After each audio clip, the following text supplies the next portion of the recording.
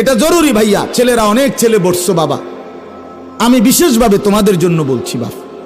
দেখো তুমি শুনো আল্লাহ কি বলে, আল খাবিসাতু লিল খাবিসিন।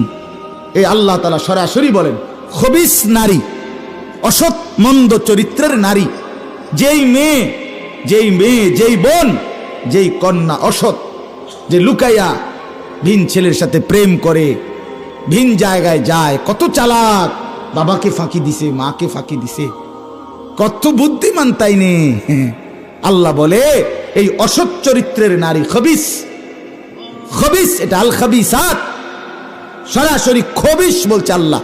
আল্লাহ বলেন আমি আল্লাহর ফয়সালা শোন, ওই খবিস নারী, এই অসৎ চরিত্রের নারী, বেহায়া বেপর্দা, বিবাহের আগেই যে হারাম সম্পর্ক করেছে যে কোনো রকমের কোন পর পুরুষের সাথে, তো আল্লাহ বলেন ওই বেহায়া নারী, খবিস নারী, লিল খাবিসিন, অচিরেই সে পেয়ে যাবে আরেকটা খবিস পুরুষ, খবিস সঙ্গী। হ্যাঁ, তখন বুঝবে বিবাহের পরে জিন্দিগি কত কঠিন। আমার এক ছেলে আইসা বলছে, হুজুর 8 বছর গভীর রিলেশন, গভীর প্রেম, কোনোদিন ও আমার কোনো ভুল ধরলো না, আমিও তার কোনোদিন ভুল দেখলাম না।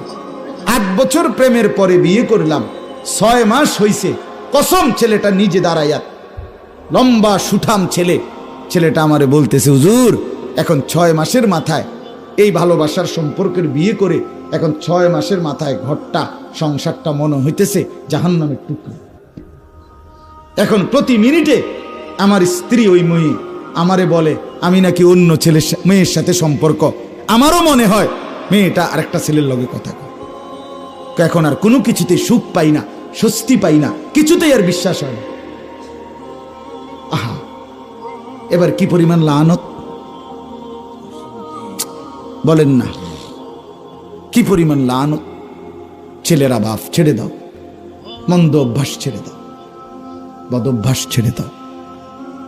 তুমি কারাকারি করতে হবে না, আল্লাহ ব্যবস্থা করো। হালাল স্ত্রী আল্লাহ মিলাই, নারীর সৃষ্টিকর্তা আল্লাহ, পুরুষের সৃষ্টিকর্তা আল্লাহ। আল্লাহ তাআলা বলছে আমি পুরুষের জন্য হালাল স্ত্রী আমি সৃষ্টি করেছি, যেটা আল্লাহ এমনিতেই দেবেন, সেটা নিজে অসৎ পন্থায় কেন নেওয়া। আল্লাহ তাআলা এরপরে বলেন আল খাবিসুনা লিল খাবিসাত, যারা খবিস পুরুষ, অসৎ চরিত্রে যেই ছেলে, এই যে তুমি নাচ গান উলঙ্গ দৃশ্য, জিনা ব্যভিচার, নারী দেখলেই পাগল হয়ে যাও, মেয়ে দেখলেই পাগল হয়ে যাও, তুমি সারাক্ষণ ব্যস্ত তোমার এই যৌন চাহিদা, যৌন আকাঙ্ক্ষা পূরণ করতে। আল্লাহ বলে এই খবিস পুরুষ অচিরেই মিলে যাবে লিল খাবিসাত, তার জন্য একজন খবিস সহধর্মিনী, খবিস নারী তোমার জন্য মিলে যাবে। তুমি ঘাবড়াইও, দুজনে মিললে একসাথে অসভ্যতা করবা। তুমি সেবা মানুষের বেড়ি, তোমার বেড়ি সেবা মানুষের বেড়া, মিল্লা জিল্লা, কেউ কাউরে ছাড় দিবা না, সমানের সমান, সমান অধিকার না ওমা, সমান অধিকার, সমান অধিকার হবে তখন। নাউযুবিল্লাহ।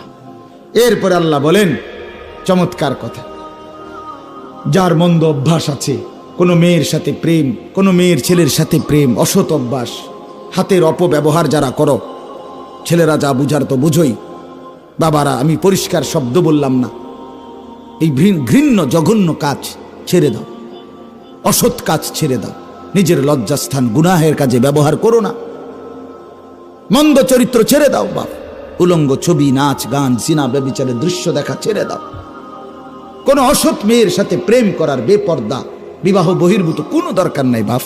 হয় তোমারে সুখ দিবে না, হয় তোমার কপালে জুটবে না, জুটলেও সুখ মিলবে না। যে তোমার সাথে বিবাহের আগে যে তার চরিত্রের খেয়ানত করে তোমার সাথে সম্পর্ক করতে পারছে, সে অন্যের সাথেও করতে পারে। যে প্রথম একবার খেয়ানত করছে সে আবারও করবে, সে আবারও করবে। এজন্য আল্লাহ তাআলা বলেন অত্তাইয়িবাতু লিত্তাইয়িবিন, সুবহানাল্লাহ।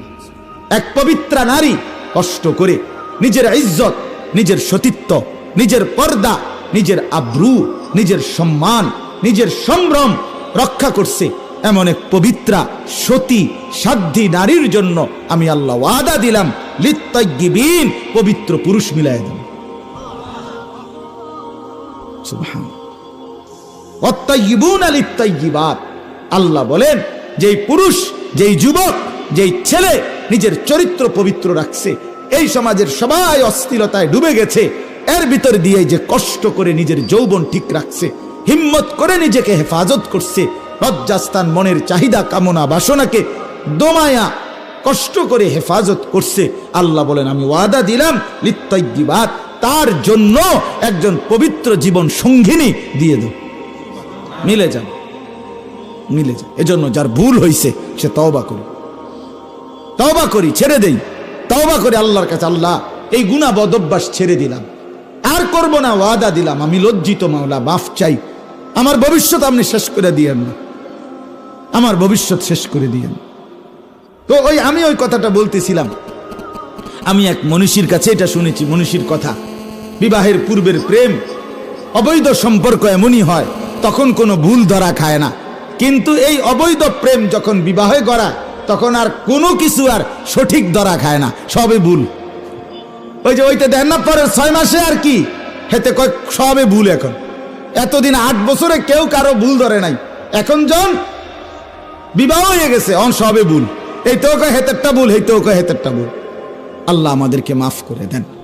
এবার চরম সুন্দর একটা কথা বলছে, দেখেন দারুণ কথা, শেষ কথা। আল্লাহ বলেন যারা পবিত্র জীবন রাখছে তাদের স্ত্রী মিলবে পবিত্র, যারা পবিত্র মেয়ে, যারা জীবনটাকে পবিত্র রাখছে চরিত্র, আল্লাহ বলে তাদের স্বামী মিলবে পবিত্র।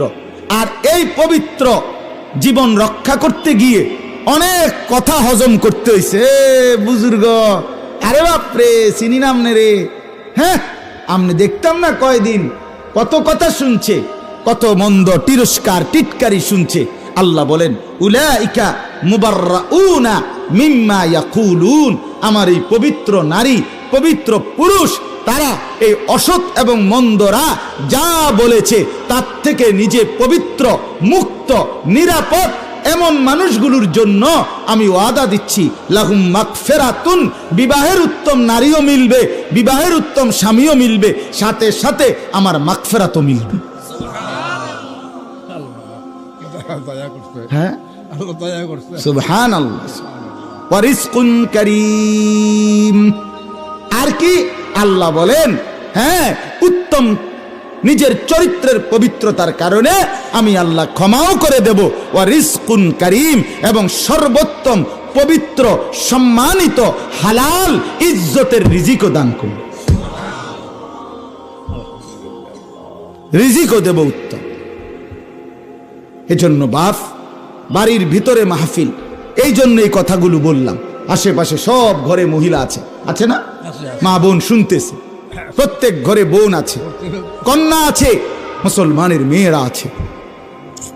তাদেরকে বুঝান, তাদেরকে বলেন, প্রত্যেকে ছেলেরা তোমরাও ভালো থাকো, বাবারা আপনারাও ভালো থাকেন, আপনাদের কন্যাদেরকেও স্ত্রীদেরকেও ভালো রাখেন, প্রত্যেকের গুনাহ অপরাধের জন্য তওবা করেন, অশ্লীলতা